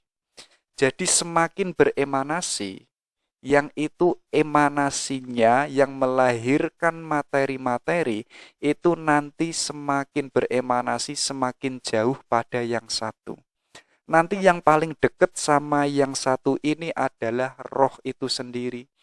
Kalau dalam kacamata tasawuf, yang paling dekat pada yang satu ini adalah cahaya Nur Muhammadiyah. Karena Nur Muhammadiyah ini adalah emanasi lahir dari adanya Tuhan itu sendiri. Jadi Tuhan yang apa adanya, Tuhan itu tidak melihat yang ada di luar diri Tuhan. Kalau Tuhan itu melihat yang ada di luar diri Tuhan, artinya ada sesuatu yang ada di luar diri Tuhan. Makanya apa? Tuhan itu melihat ke dalam dirinya. Akhirnya Tuhan itu menyadari ternyata aku ini maha bijaksana, aku ini maha adil, aku ini maha kuasa, aku ini maha kuat dan lain sebagainya. Ketika Tuhan itu melihat ke dalam dirinya dan itu menemukan hal-hal yang maha-maha itu, kemudian Tuhan itu beremanasi. Emanasi ini kalau memakai kacamatanya tasawuf, itulah yang disebut Nur Muhammadiyah, yaitu hakikat yang ada, yang itu kedudukannya paling dekat dengan yang namanya yang satu, yang itu Tuhan itu sendiri. Makanya kita sebagai orang Islam, kita jangan henti-henti yang namanya bersolawat, ya. Kenapa kok kita bersolawat sama Kanjeng Nabi Muhammad? Karena Nabi Muhammad ini adalah dulunya itu Nur Muhammadiyah, ini adalah sesuatu yang pertama kali yang itu luberan dari Tuhan, ya, hasil dari renungan Tuhan, hasil dari introspeksinya Tuhan. Kalau dalam bahasa manusia, manusia itu mempertanyakan dirinya, who am I-nya itu apa dan seperti apa. Ketika sudah menemukan who am I dirinya, kemudian manusia ini meluber. Kalau itu Tuhan, luberan inilah yang disebut Nur Muhammadiyah. Nanti semakin beremanasi, yang itu memancarkan materi-materi, semakin jauh dari Tuhan, hakikatnya itu tidak terkena sinar atau cahaya dari Tuhan. Ya, jadi katanya Plotinus, segala realitas ini terdiri dari yang satu, tapi sifatnya itu emanasi, bukan yang namanya diciptakan dari yang ada kemudian ada. Kalau dari yang tidak ada kemudian ada, itu dalam kacamata filosof parepatetik itu tidak masuk akal. Harusnya apa? Harusnya ada bahan yang itu dibuat oleh Tuhan. Bahannya itu siapa? Ya Tuhan itu sendiri. Kalau memakai bahasa sufi tadi, Tuhan itu merenungi dirinya. Kalau Tuhan merenungi yang ada di luar dirinya, artinya ada dua yang itu absolut dan itu nggak mungkin. Harusnya apa? Tuhan yang apa adanya itu melihat ke dalam. Dari hasil melihat ke dalam ini, lahir yang namanya emanasi. Kalau dalam kacamata Plotinus, itu yang disebut nous. Nous inilah dalam kacamata tasawuf disebut Nur Muhammadiyah. Nanti katanya Plotinus apa? Ya, ketika Tuhan itu sudah beremanasi, yang itu melahirkan roh, melahirkan jiwa, kemudian memancar materi-materi yang ada di alam semesta ini, yang materi yang ada di alam semesta ini hakikatnya itu adalah dari yang satu itu sendiri. Nanti adanya segala yang ada itu tergantung pada yang satu. Kalau dalam bahasanya Plotinus, semuanya itu tergantung pada the one. Nggak ada yang itu berdiri sendiri. Nggak ada yang itu melahirkan dirinya sendiri, itu nggak mungkin. Karena semuanya itu tergantung pada yang namanya Tuhan. Sebagaimana orang Islam yang itu mengatakan hakikatnya manusia diciptakan oleh Tuhan, yang itu semuanya tergantung pada Tuhan. Jadi jauh sebelum Islam lahir, ya, itu ternyata sudah dibahas oleh Plotinus. Uniknya bagi Plotinus apa? The One atau Tuhan ini adalah kebaikan yang merupakan tujuan hidup manusia. Jadi tujuan puncak dari adanya manusia yang sifatnya itu materi, yang itu hasil dari emanasi The One, itu nanti manusia tujuan paling puncak yang paling hakiki itu adalah kembali pada Tuhan. Bukan kembali pada sang pacar, bukan kembali pada yang namanya guru, bukan kembali pada yang namanya ustadz atau kiai atau ulama, enggak, melainkan apa? Kembali pada Tuhan yang itu sebagai tujuan akhir manusia. Karena manusia itu tadi limpahan dari yang satu. Kalau itu manusia limpahan dari yang satu, maka apa? Ayo kita harus kembali pada the one. Karena kita itu hasil dari the one yang itu beremanasi, lahir yang namanya manusia yang kita hidup hari ini. Ayo kita kembali pada the one. Karena the one bagi Plotinus apa? Merupakan tujuan hidup manusia. Ayo kita kembali pada Tuhan. Versi hidup kita bukan lagi surga atau neraka, tapi apa? Tapi ilaihi roji'un. Ya, sering kan para sufi menyebutkan kalau kita kembali ke surga dan ke neraka, yuk kita nggak bisa menemukan Tuhan. Harusnya apa? Kita tujuan akhirnya kembali pada Tuhan. Kalau kita sudah kembali kepada Tuhan dan kita menemukan Tuhan, kita itu pasti mendapatkan yang namanya surga. Kalau tujuan akhir kita itu surga, yuk kita belum tentu mendapatkan Tuhan. Nah, itu bagi Plotinus. Makanya apa? Kalau hari ini tujuan akhir kita kok hanya IPK, tujuan kita mencari ilmu kok hanya nilai, hanya ijazah, hanya pekerjaan, menurut saya itu sangat disayangkan. Eman-eman. Kita sudah berjuang keras, sudah serius belajar, kok hanya tujuannya IPK, tujuannya kok hanya ijazah, ya. Ijazah itu hanya sebagai sisipan saja, hanya sebagai alat saja, jangan dijadikan tujuan. Kayak teman-teman punya cewek, jadikan itu sebagai alat saja. Ya, yang kemarin teman-teman itu jomblo, sekarang punya cewek. Sekarang saya harus menjadi manusia yang baik. Ya, dengan adanya cewek ini, saya semakin berusaha untuk menjadi manusia yang baik. Itu hanya sebagai alat saja, jangan dijadikan tujuan. Tujuan akhirnya tetap yaitu the one. Ya, itu dalam kacamatanya Plotinus. Ada juga dalam aspek spiritualisme yang itu diwakili oleh Hegel, ya. Jadi Hegel itu punya filsafat yang disebut itu roh, ya. Jadi roh ini ada 3 aspek yang memiliki eksistensi yang berbeda-beda. Nanti teman-teman boleh digali sendiri ya, lebih jauh tentang roh yang itu dimaksud oleh Hegel. Ini hanya sebagai sempilan saja. Menurut Hegel apa? Roh yang pertama itu adalah roh yang ada dalam dirinya sendiri. Maksudnya apa? Roh yang itu apa adanya. Kalau itu mengarah pada Tuhan, Tuhan yang itu apa adanya, yang itu belum terkontaminasi dengan sesuatu yang itu dicemari oleh pandangan-pandangan pemikiran-pemikiran manusia. Makanya dalam keyakinan itu kan ada baunya monoteis, ada yang baunya politeis, bahkan lebih absurdnya lagi, ada keyakinan yang gambarannya itu animisme maupun dinamisme. Tapi Hegel mencoba roh yang itu ada dalam dirinya sendiri, yang itu apa adanya, yang itu independen.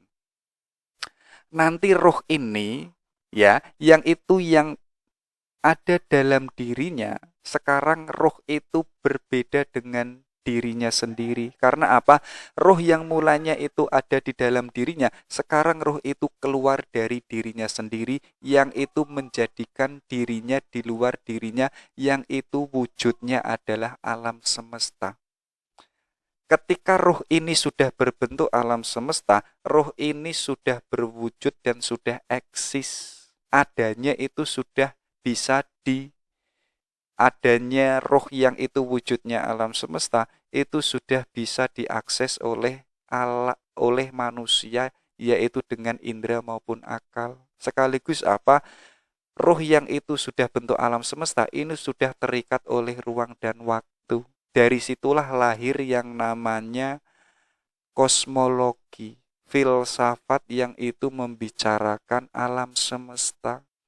Jadi adanya alam semesta ini adanya roh yang mulanya itu ada pada dirinya sendiri, yang itu apa adanya. Sekarang roh itu keluar pada dirinya, yang itu bentuknya adalah alam semesta. Ya, kalau kita memakai kacamatanya Hegel ini, artinya apa? Alam semesta ini sebagai bukti adanya Tuhan. Nanti ketika roh itu bentuknya alam semesta, nanti roh ini kembali pada dirinya sendiri. Yaitu apa? Yaitu kembali daripada berada di luar dirinya. Sehingga roh ini dalam keadaan dalam dirinya dan bagi dirinya sendiri. Maksudnya roh yang ketiga ini apa?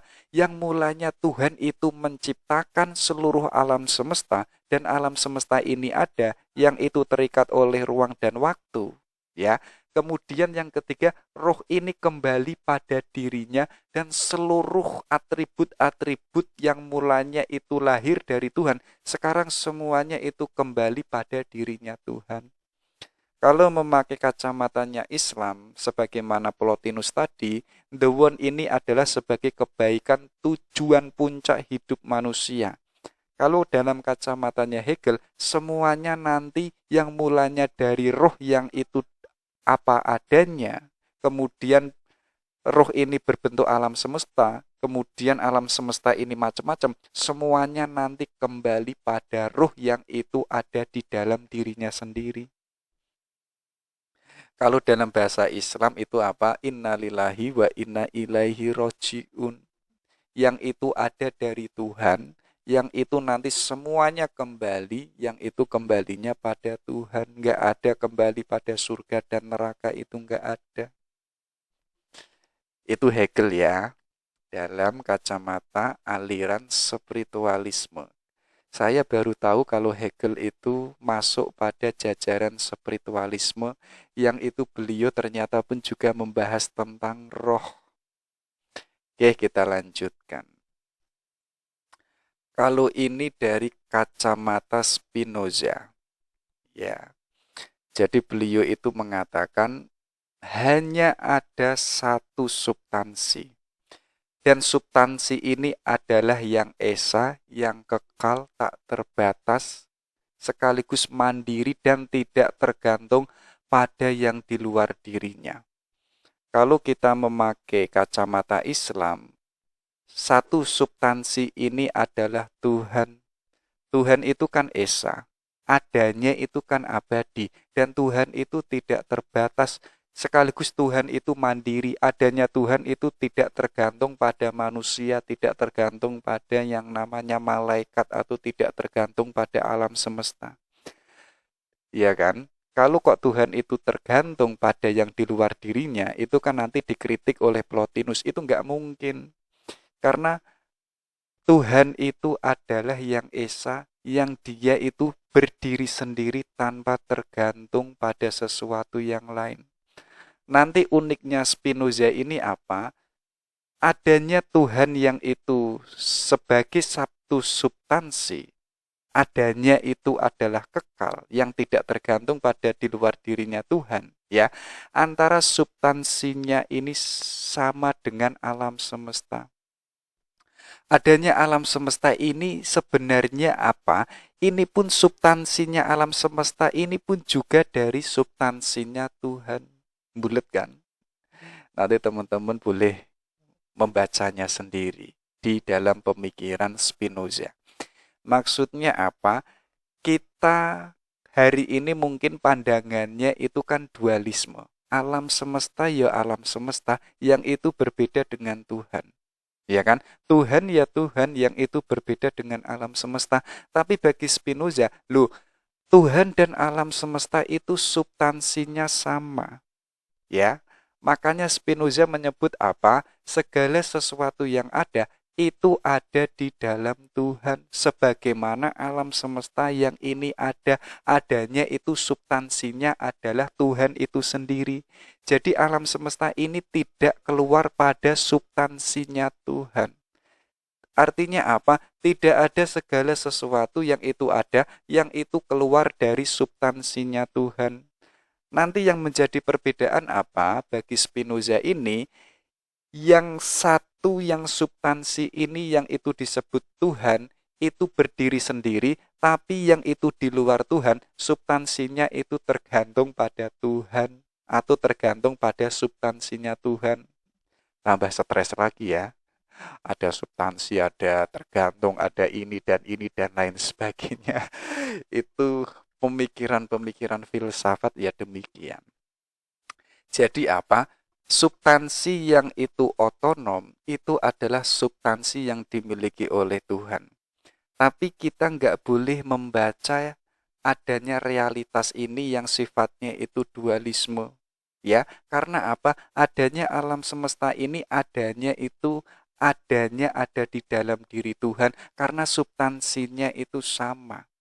Ya, adanya alam semesta ini substansinya itu yo dari Tuhan. Adanya manusia, yo substansinya manusia itu yo dari Tuhan. Kalau Tuhan itu tak terbatas, manusia ini terbatas. Kalau manusia itu tidak tergantung yang di luar dirinya Tuhan, tapi manusia ini tergantung pada sesuatu yang ada di luar dirinya manusia. Artinya apa? Keberadaan substansi kita itu tergantung pada substansinya Tuhan. Itu ya.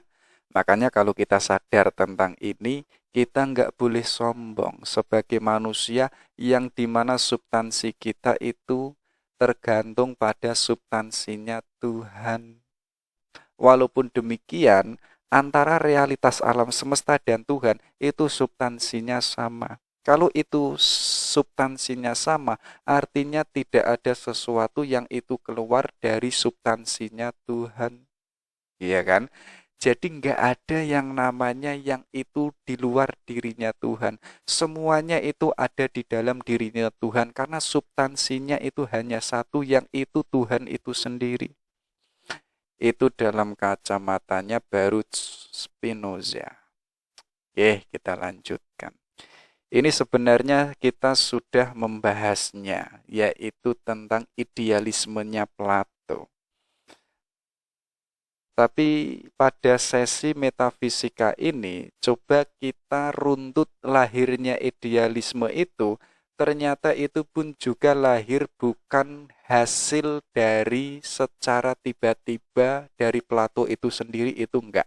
Melainkan sebelumnya itu ada dua pandangan yang berbeda, yang itu tidak bisa menyatu, yang itu tidak bisa harmonis. Kayak di abad modern, itu kan antara realisme dan idealisme itu kan selalu bertengkar. Satu sisi mengatakan ilmu yang paling hakiki itu yang ada di ide. Di sisi lain ilmu yang paling hakiki yaitu yang materi, yang itu tidak terbantahkan. Akhirnya dari situ kan lahir yang namanya kritisisme. Ayo daripada kita debat masalah idealisme mana yang benar antara realisme, daripada kita sibuk debat, semuanya kita pakai. Jadi idealismenya kita pakai, realismenya pun juga kita pakai. Akhirnya menjadi satu kesatuan yang itu disebut kritisisme. Jadi memakai dua cara pandang yang itu sama-sama penting. Nah, Plato ini mampu mencetuskan gagasan yang itu nanti sangat mewarnai filsafat timur, terutama Cina, terutama Islam, terutama Konghucu dan lain sebagainya. Ternyata sebelumnya itu ada dua pandangan yang itu berbeda. Pertama itu diwakili oleh Heraklitos. Nanti insya Allah saya akan mengkaji ini juga dengan tema filsafat perubahan. Jadi ini sebagai mengcounter diri kita. Jadi nggak ada sesuatu yang tetap, itu nggak ada. Semuanya pasti berubah. Sebagaimana Heraklitos mengatakan apa? Realitas itu hakikatnya selalu berubah.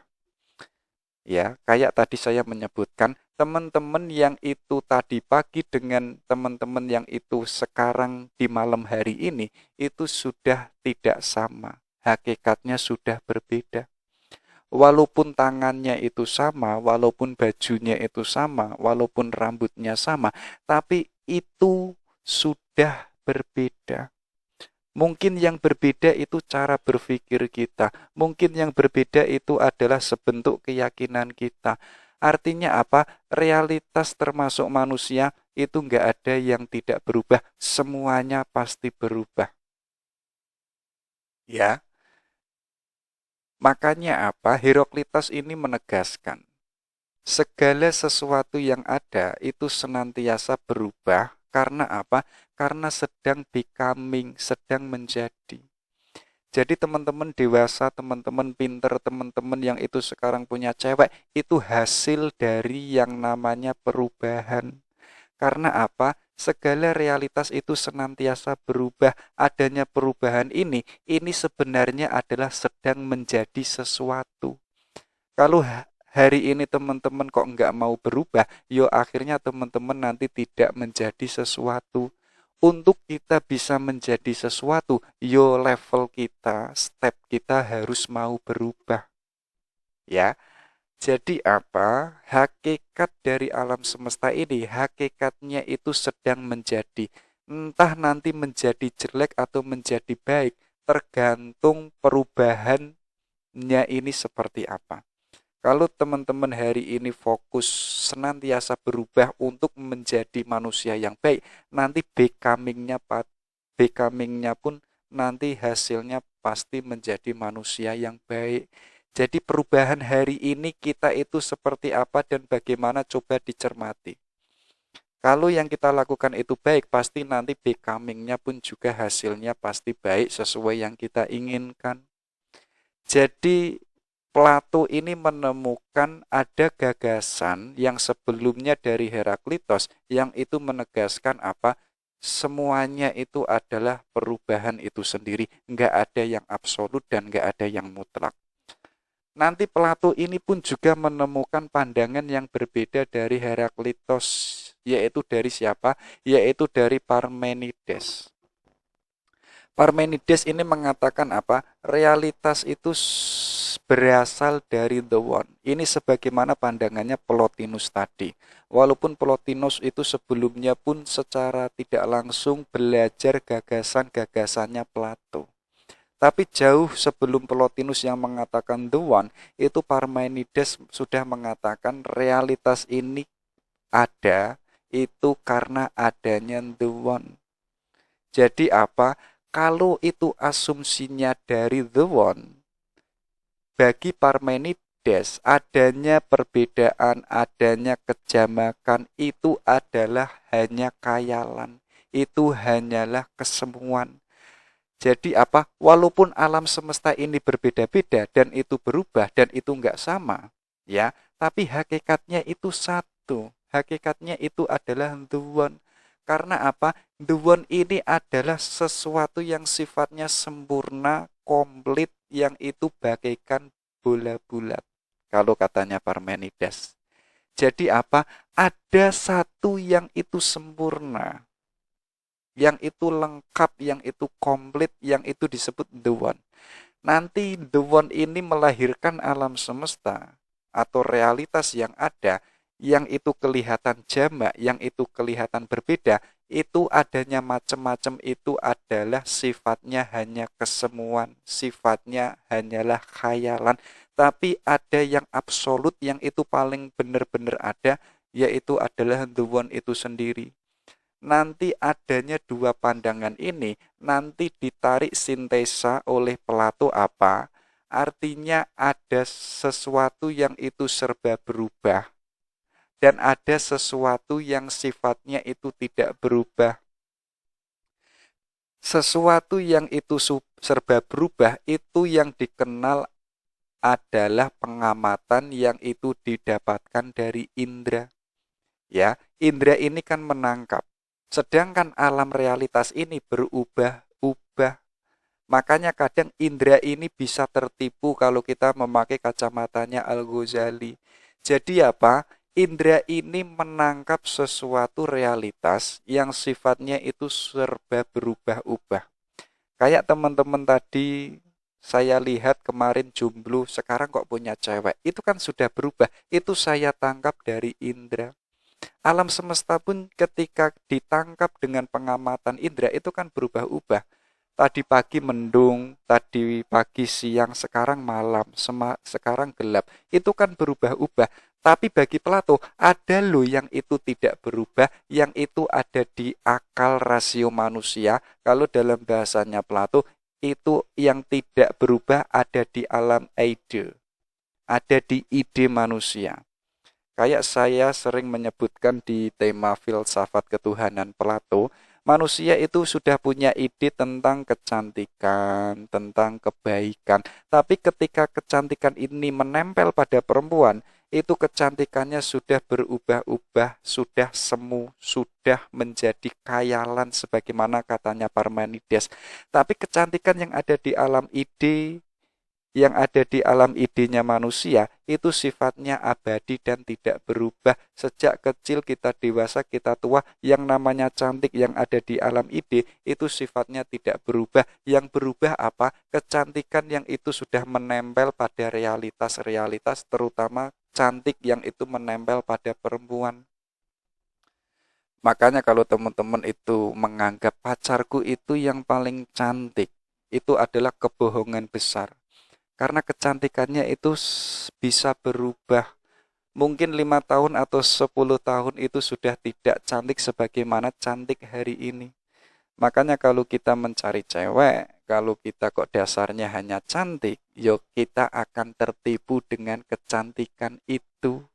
Karena itu hanya perspektif kacamata yang ditangkap oleh indera. Tapi ada loh yang jauh lebih hakiki itu, yaitu kecantikan yang ada di alam ide. Kayak teman-teman misalkan mengatakan, aku ini punya pacar loh ya. Misalkan saya tanya, pacarnya di mana? Ada di mana? Ada di alam ide. Loh, itu ada.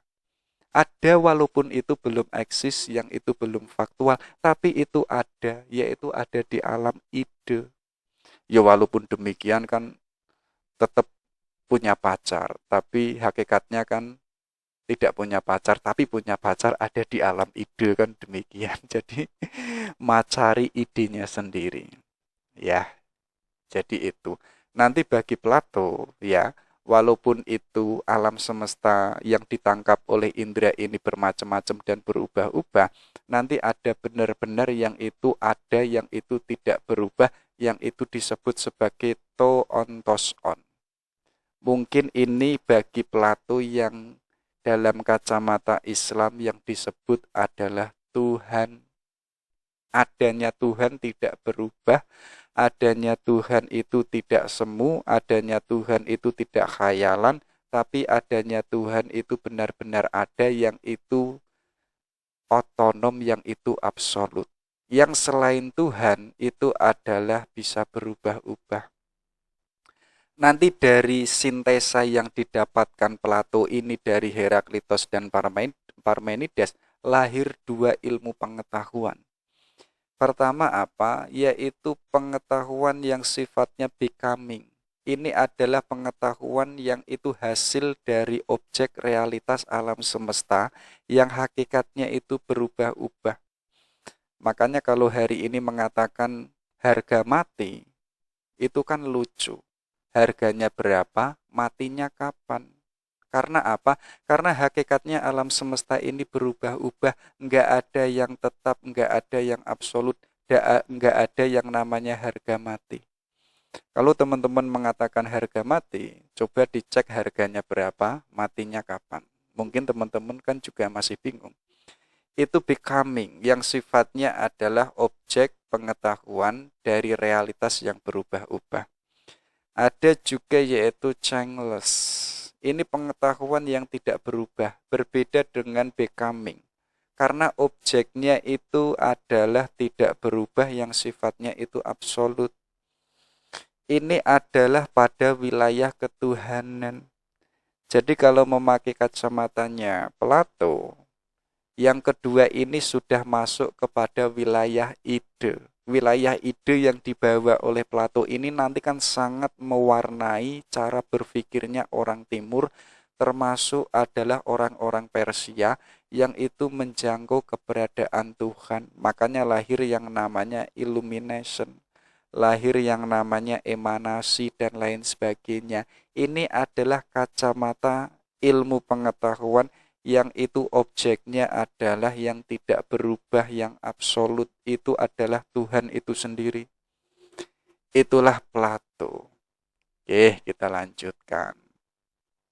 Kita masuk ke metafisika angka. Ini adalah gagasan yang luar biasa yang ditemukan oleh Pythagoras. Jadi ada istilah number rule the universe. Jadi apa? Aturan bilangan alam semesta. Ini menurut Pythagoras ini adalah sesuatu yang sifatnya itu metafisis. Angka itu sifatnya metafisis. Teman-teman mengatakan angka 1, angka 2, angka 3. Loh, coba dicek bentuknya angka, hakikatnya angka itu sendiri. Itu bukan berarti angka 1, angka 2, dan lain sebagainya. Tidak berhenti di situ. Makanya katanya Pythagoras apa? Realitas yang ada itu adalah tersusun dari angka dan angka. Dan itu sebagai sesuatu yang sakral, yang metafisis. Ya. Jadi alam semesta ini apa sih yang itu enggak, yang itu tidak keluar dari angka, pasti semuanya itu terikat oleh angka. Teman-teman itu membangun rumah itu kan dengan angka, ada jumlahnya, ada bilangannya. Teman-teman itu punya usia, teman-teman itu punya jumlah rambut, punya jumlah organ tubuh, punya jumlah mata, hidung, dan lain sebagainya. Semuanya kan angka. ya. Alam semesta pun juga sama, semuanya itu diliputi oleh angka-angka. Walaupun akal manusia mengatakan bilangan itu tidak terhingga. Karena apa? Karena manusia itu tidak mampu menjangkau banyaknya angka yang ada di alam semesta ini. Akhirnya manusia mengatakan bilangan itu tak terhingga, walaupun pada hakikatnya bilangan itu terbatas. Terbatasnya itu pada akhir jumlah angka yang itu meliputi alam semesta itu sendiri. Kalau alam semesta ini angkanya hanya 2, ya, maka apa? Bilangan itu tidak bisa keluar pada angka 2. Karena alam semesta ini saking banyaknya, ya akhirnya manusia menyimpulkan bilangan itu tak terhingga. Itulah yang disebut apa? Number of the universe itu sebagai angka yang itu sifatnya sakral karena realitas itu tersusun dari angka-angka dan realitas itu tidak bisa keluar yang namanya angka. Nanti Pitagoras ini menegaskan, angka ini sebagai perwujudan kesempurnaan yang itu menjaga alam semesta yang itu sifatnya perbandingan-perbandingan, walaupun ada perbandingan-perbandingan itu, tapi bagi Pitagoras itu nanti yang melahirkan alam semesta yang sifatnya itu harmonis. Itulah nanti sebagai hakikat tertinggi atas realitas. Jadi apa? Realitas ini alam semesta ini bisa harmonis. Ini karena ada perbandingan angka-angka. Jadi angka 1, angka 2, 3 itu jangan dikatakan sebagai pertentangan. Kita melihatnya atau kita menyimpulkannya angka 1 itu bandingannya dengan 2, angka 3 itu bandingannya dengan 4 misalkan. Loh, walaupun itu perbandingan, tapi itu harmonis loh ya. Antara 1 dan 2 itu tidak saling cekcok. Berbeda dengan manusia, berbandingan sedikit, beda sedikit langsung cekcok. Tapi bagi angka, walaupun itu berbeda, itu tetap harmonis. Mereka tidak membanding-bandingkan. Dari situlah lahir alam semesta yang itu terdiri angka. Bagi Pitagoras itu sebagai hakikat tertinggi dari realitas. Jadi asumsinya pertama apa? Angka itu adalah sesuatu yang sakral. Yang itu apa? Yang itu sebagai perwujudan kesempurnaan yang itu menjaga alam semesta. Alam semesta kelihatan harmonis, ya. Ada manusia kecil, ada manusia besar, ada manusia dewasa. Ini kan perbandingan. Tapi perbandingan ini bukan pertentangan, melainkan apa? Melainkan keharmonisan, ada malam, ada siang, ada cewek, ada perempuan. Itu sebagai hakikat tertinggi dari alam realitas. Walaupun tidak bisa keluar dari yang namanya angka. Makanya Pitagoras menyebutkan tadi apa? Angka itu sebagai yang sakral. Pitagoras pun juga punya pandangan. Coba dicek teman-teman. Misalkan angka 1 ini sebagai asal mula segala sesuatu yang ada. Jadi adanya alam semesta yang itu memiliki bentuk macam-macam, memiliki perwujudan macam-macam. Itu asal mulanya adalah dari angka 1. Kalau kacamatanya Parmenides dan Plotinus, angka 1 ini adalah the one. Kalau kacamatanya Islam, angka 1 ini adalah Tuhan. Kalau angka 2 itu mewakili materi, ya. Angka 2 ini walaupun mewakili materi, kelihatannya itu kan ada bandingan-bandingan. Tapi di awal tadi Pitagoras menegaskan walaupun itu perbandingan, itu harmonis, ya. Ada yang itu siang, ada malam. Itu kan dua hal yang menyatu.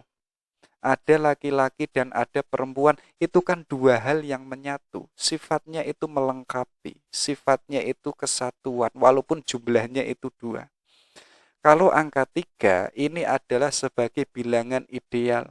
Ya, segala sesuatu pasti itu ada yang ideal, yang itu ada pada angka 3. Maksudnya apa? Ada awal, ada tengah, dan ada akhir. Kayak dulu kita itu awalnya tidak ada, sekarang kita ada, nanti kita tidak ada lagi, kita sudah berakhir. Tapi angka 3 ini bagi Pitagoras ini adalah lambang segitiga, yang itu memuja Dewa Apollo. Nah, nanti teman-teman bisa mengejarnya Dewa Apollo yang itu lambangnya segitiga. Kalau angka 4 ini adalah simbol dari 4 musim atau simbol dari 4 unsur alam semesta. Ya, makanya para filosof purba ada yang mengatakan, ada yang mewakili unsur dari alam semesta ini ada 4 unsur. Ada api, udara, tanah, dan air. Tapi walaupun ini 4 unsur macam-macam dan berbeda, itu harmonis, itu saling melengkapi. Yang melengkapi itu apa? Karena ada kekuatan cinta. Ya, tapi bagi Pitagoras tidak hanya 4 unsur alam semesta, tapi angka 4 ini sebagai lambang 4 musim. Ya, kalau di Eropa itu kan ada musim salju, musim kemarau, musim gugur, dan lain sebagainya. Kalau angka 7 ini adalah jumlah planet. Kalau hari ini di era modern menemukan jumlah planet itu ada 8, ada 9, bahkan ada yang mengatakan penemuan lagi jumlahnya itu ada 11. Tapi saat itu di eranya Pitagoras planet itu jumlahnya 7. Dan 7 ini adalah sakralitas keberadaan adanya planet saat itu yang jumlahnya 7. Tapi yang menjadi pertanyaan apa? Kok bilangan genap enggak disebutkan? Nah, Pitagoras ini punya pandangan sendiri. Bilangan genap itu sifatnya maskulin. Dan bilangan ganjil itu sifatnya feminim. Nah, adanya ganjil dan gelap ini adalah melahirkan angka 5. Jadi angka 5 ini sebagai lambang ayo kita menikah. Ya, jadi angka 5 itu kan hasil dari 2 dan 3. 2 tambah 3 itu kan 5. 5 ini bagi Pitagoras adalah lambang pernikahan. Kalau teman-teman itu misalkan pengen melamar si ceweknya, katakan saja, ayo kita angka 5. Ya. Kalau ceweknya nggak paham, disuruh saja pelajari apa itu number rule the universe. Ya. Jadi sakralitas aturan bilangan alam semesta. Angka 5 ini adalah ayo kita menikah. Oke, itu dari Pitagoras. Oke, terakhir. Ini ada divine metaphysics. Ini katanya Rudolf Otto. Katanya apa? Numinus mysterium tremendum et mysterium fascinosum. Jadi apa? Tuhan itu tidak dapat dijangkau. Ya, bagaimanapun akal manusia, indera manusia, bagaimanapun bentuknya Tuhan, Tuhan itu tidak bisa diprediksi, tidak bisa dijangkau oleh yang namanya manusia. Walaupun Tuhan itu numinus, tapi Tuhan itu mysterium tremendum. Tuhan itu misteri yang menggetarkan atau semacam misteri yang itu menakutkan. Kalau kita melakukan kejahatan, kita kan merasa takut sama Tuhan. Kalau misalkan kita zina, kita kan ada semacam takut sama Tuhan. Itu yang disebut mysterium tremendum. Tuhan itu menakutkan sekaligus menggetarkan. Walaupun Tuhan itu tidak dapat dijangkau, tidak dapat dikhayal oleh manusia, sekaligus Tuhan itu menggetarkan, tapi Tuhan itu mempesona. Tuhan itu sesuatu yang indah, yang itu membuat manusia bisa jatuh cinta sama Tuhan. Ya kan? Tuhan itu kan sesuatu yang wow, yang seakan-akan ngeri. Tapi bagi manusia, Tuhan itu walaupun menggetarkan, tapi kan mempesona, membuat manusia itu bisa jatuh cinta sama Tuhan karena Tuhan itu mysterium tremendum, ya, menggetarkan. Getarannya itu bisa menggelisahkan manusia dan sekaligus bisa membuat manusia itu jatuh cinta. Itulah Rudolf Otto yang disebut divine metaphysics. Oke, itu ya. Itu filsafat metafisika. Setidaknya kita sudah punya pandangan apa sih itu metafisika. Biar kalau ada teman-teman lain mengatakan metafisika, kita sudah punya ilmunya. Kita sudah punya perspektif-perspektif dari para filosof. Oke, sekian dari saya. Assalamualaikum warahmatullahi wabarakatuh.